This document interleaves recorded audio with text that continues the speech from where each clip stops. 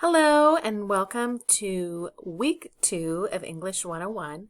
I wanted to go over a couple of things with you. This is actually one of our, I hate to say the word easier, but we don't have a really long assignment this week. So this is still kind of a week that's easing you into the writing process. Last week in week 1, you wrote your personal narratives, which I'm still in the middle of grading, and you'll get the feedback back. Receive the feedback for that soon this week, so you want to be sure to check that out. So this next part that we're going to be working on is you're going to write a reader response, which means you're going to read something and then write a response to it.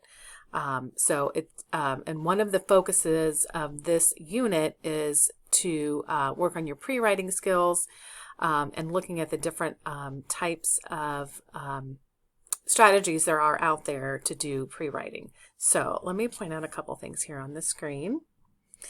So you want to make sure, let me just go back. Got ahead of myself. Oops. Okay, so Unit 2, so you want to make sure that you're reading everything in here, okay? So you want to start at the very beginning of the unit. And this kind of gives you an overview of what we're talking about. And you know, one of the main focuses throughout the rest of this term is going to be writing a good essay. So last week you wrote the personal narrative. We will not write any more essays that are anywhere near a narrative. Okay. That was just kind of get your feet wet and write about something that you know yourself. So you want to, kind of shake that off of what we did last week and start focusing in on academic writing, which will be completely different. Last week was focused on yourself and something that you experienced, but now you're going to be starting to write about topics instead of writing about yourself. So what that means is you're going to take yourself out of that. So you want to take out the personal pronouns like I and me, or we, or even you. So all of those are going to be kind of removed because we're going to be focused on the topic. Okay. So if we scoot over here to the next page, there's a couple things that I want to point out.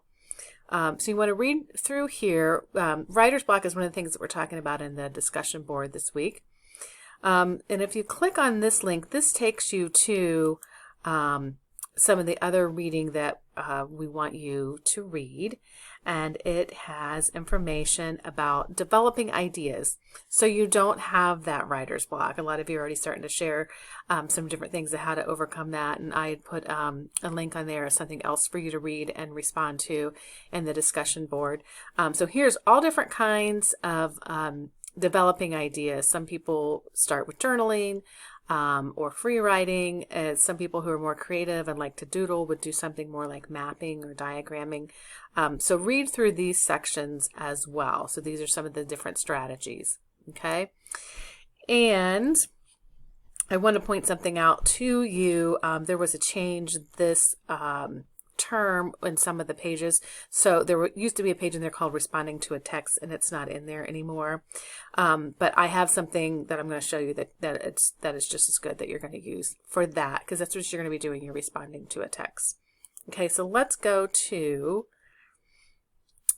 the writing assignment. Ooh, look at all these great responses. That's great. Okay, so we want to go to the assignment. Okay, so you're going to find an article. Here it says a magazine article. So if you happen to have something laying around your house or a friend's house or a family member's house, that's great.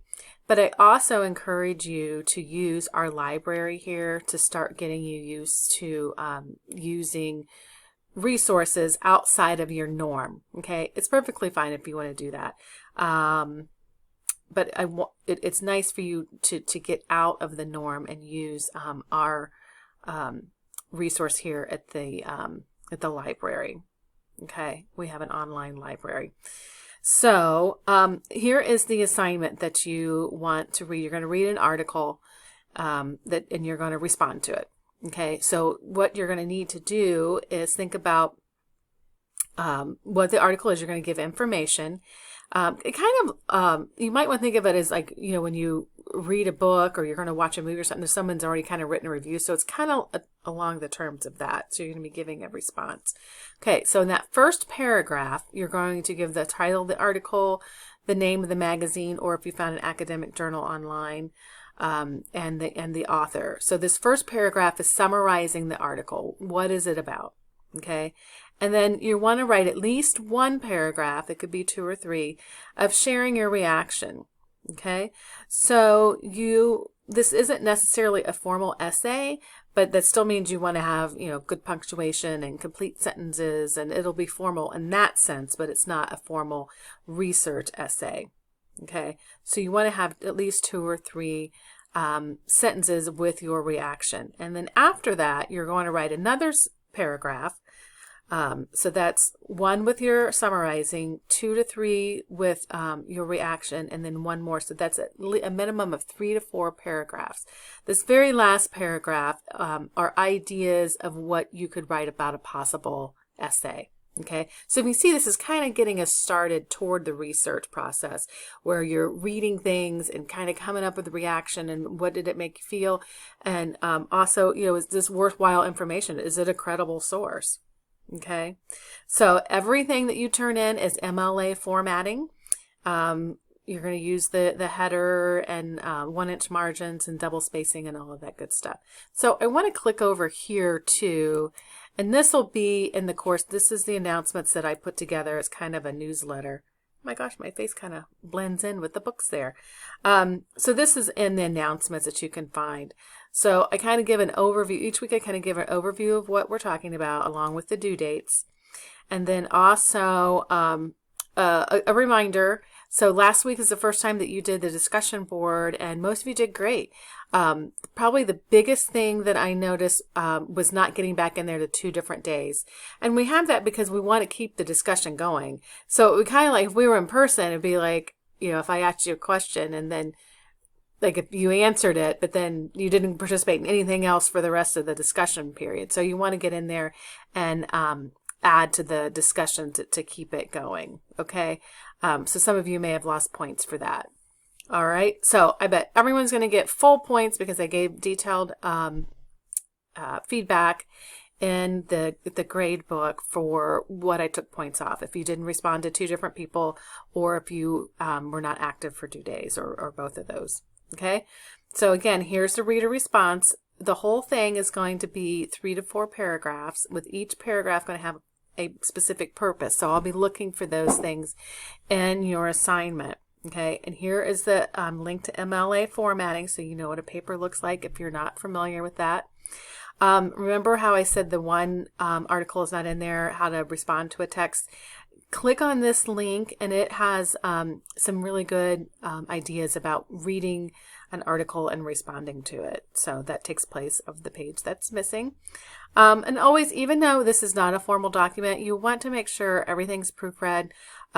In the age of using devices and phones and different things for typing, sometimes little things proofreading like capitalizing I or adding in punctuation, we're kind of getting used to quick typing, so some of that gets missed. So just want to remind you about that. Again, all essays follow MLA formatting, and I have this little picture here. So the top of your paper should look similar to this. This is MLA formatting. If you're familiar with APA, it's a little bit different because there's a title page, but there is no title page in MLA. You just have your information, your first and last name, my name. You can just put either Cornelli or Allison Cornelli, English 101, and then the date. You want to have a original title here centered, and if you notice, all of the important words are capitalized. So in and are not, but everything else is capitalized. This section here, sometimes folks have a hard time getting it under the header. If it's under 1 inch, then it won't get in that header. Which is part of that formatting on Word. If you have it inside the header, then it'll repeat on every page. So if you notice that that's repeating, then you know that you have it inside that, and you want to clear it out of that and place it underneath. But if you're under 1 inch, it'll be fine. Page numbering is, you want to go to insert on the ribbon bar of Microsoft Word, and that will help you with that. All you need is the last name, and then you want to have the page number starting on page 1, and then it'll if you set it up for starting on page 1, then it'll repeat on the other pages. Okay, and then your first paragraph is ended, and it's 5 spaces. A ½ inch is 5 spaces. Okay, beginning of each paragraph is indent in 5 spaces. So all of this is in the Purdue OWL guide, the online writing lab. Okay, and then here's the weekly schedule. Some of you have found out that at 11:59 the site closes and you can no longer submit papers. And here is the schedule. Here's a visual for those of my students who are visual learners. We are right here, week 2. Okay, so if you look, we're like a fourth of the way done, which is pretty cool, or will be by the end of this week. Okay, so this kind of gives you an idea of what's coming up. So we're busy every week. So this is the lightest week that you will have. So to kind of get you ready. Okay, if you want to download this same schedule, here is the link. Again, here are details about the discussion board. And then also, I have a little bit of a document here if you about etiquette ground rules. Typically don't have any issues with that, which I'm very pleased. Everyone's very cordial and follows, basic standard writing online in a forum. So that's awesome. Attendance, if you did not submit either the personal essay last week or participated in the discussion board, you are counted as absent. So depending on your financial aid or what's happening with all that kind of stuff with the financial aid office, they look at that. So make sure that by every Sunday you have assignments completed. So you just want to make sure you did that. So that's it. So here's all, here's my information. I tend to keep this on here each week so you can see it. I do want to go back to one quick thing while I have you. I'm kind of over on my time. I try to keep this under 10 minutes. But there's so much good stuff to tell you. So you want to be checking these announcements throughout the week. 2 or 3 times a week, I have announcements. So the newsletter just showed you will go on as soon as I get the video done to add to it. But if you want to look back here, if you have not looked at course policies, this is very, very important because this has all the information. I have some things in here to help you with time management and ways to stop procrastination. Again, I put the due dates on there. There are 8 due dates. We already have done 1, so 7 more to go. These are very important because as you saw on the schedule, we are rocking and rolling and we are moving very quickly. Okay, so just make sure that you know about the late policies, any of these, internet, computer, all of that. I know we all have them, but you want to make sure you have plan A, plan B, plan C. There's 26 different letters of the alphabet, so you need a plan for everyone. Here's how to get in touch with the help desk. Also, remember, you have free access to Microsoft 365, and that's really the preferred product that we want you to use because that's what everybody uses. That's what our Outlook is through.